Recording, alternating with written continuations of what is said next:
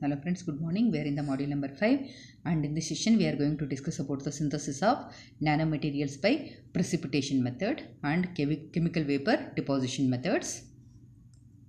We have already discussed the Sol-Gel process. Okay, so in this session let us discuss about the precipitation method.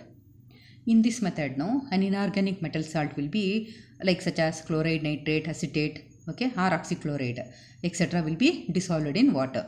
And then in the next step now the metal cations in water exist in the form of a metal hydrate species, okay, like see aluminum hydrate or iron hydrate, like that.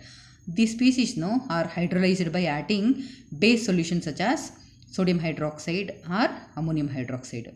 Okay, first in this method any inorganic salt will be dissolved in water which will be existing in water as the particular hydrate species. Okay, these species are hydrolyzed by adding a base solution such as NaOH or ammonium hydroxide.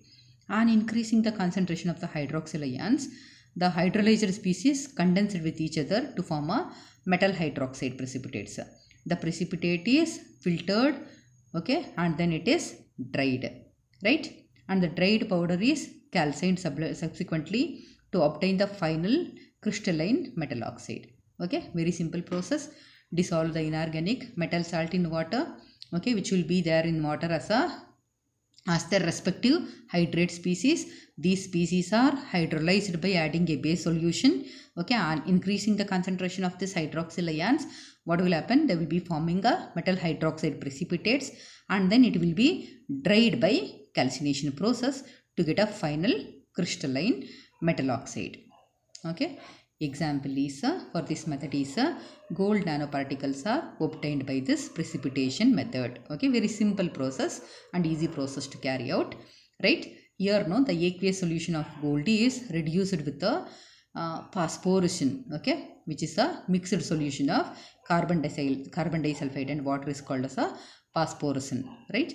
A ruby colored aqueous solution of dispersed gold nanoparticles are formed here.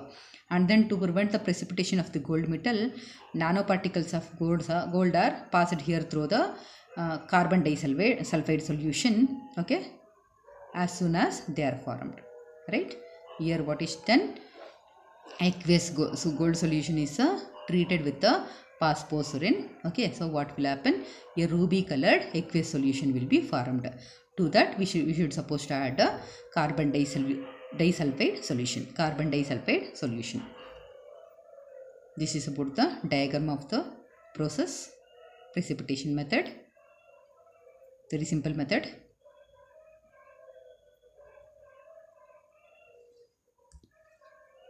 Advantages of this process are: the process is economical and wide range of the single and multi components of the oxide nanometals can be synthesized here. And the disadvantages is inability to control the size of the particles and the chances of aggregation of nanoparticles. Okay, let us go to the next type, synthesis of the nanomaterials by using chemical vapor deposition method. Okay, this method now, in this method it's widely used for producing carbon nanotubes. Okay, CNTs are there now. This chemical vapor deposition method is widely used to synthesize the carbon nanotubes. In this process, thermal decomposition of a hydrocarbon vapor is achieved in presence of a metal catalyst. So this method is also called as a, instead of chemical vapor deposition, it's also called as a catalyst vapor deposition method. Fine, I told you in this method we can synthesize the CNTs. And what's the principle here? Here the principle of this method is to cracking means the breaking of the hydrocarbon vapor, that's a precursor here, on a heated catalyst, okay, and the carbon deposited on the surface is allowed to grow to form CNTs. And the procedure for this process is the hydrocarbon vapor is passed on a heated catalyst such as iron, cobalt or nickel and platinum, etc. Okay, any of the catalysts can be used here.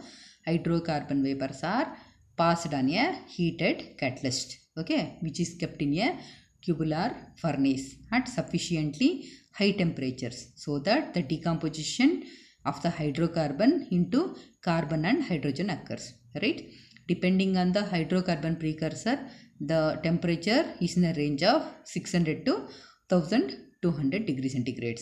Usually, you know, methane, ethylene, acetylene and carbon monoxide gases are used as precursor for carbon nanotubes.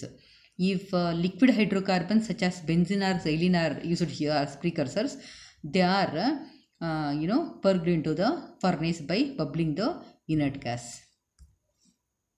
This is the diagram of chemical vapor deposition method. Very simple process. Hydrocarbons are passed on a heated catalyst.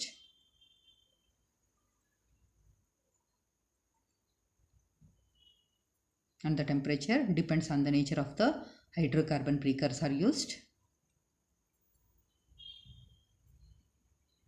And in some cases, the gases like methane, ethylene or acetylene and carbon monoxide are used as precursors.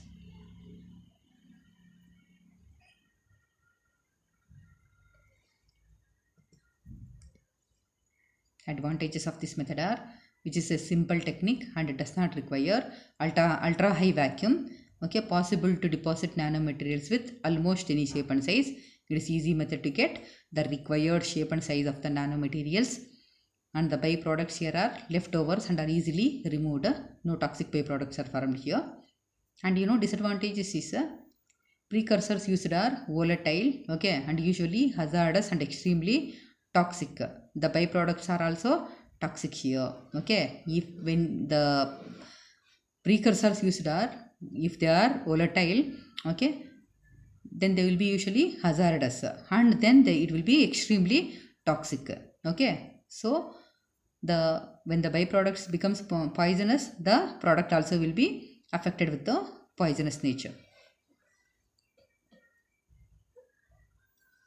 So we should avoid using the volatile precursors to avoid the toxicity of the nanomaterials. Fine. So this is about the synthesis of nanomaterials. This is the end of the CVD method and precipitation method. We will be meeting with the next topic with you in the next session. Until then, thank you.